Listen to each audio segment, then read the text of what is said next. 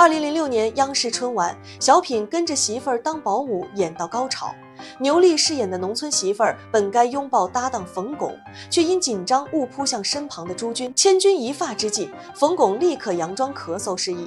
牛莉闻声秒反应，迅速转身挽住冯巩胳膊，自然圆场。两人默契临场发挥，让观众误以为是设计好的桥段。这波神救场让作品拿下当年春晚曲艺类1等奖，成为春晚失误变经典的名场面。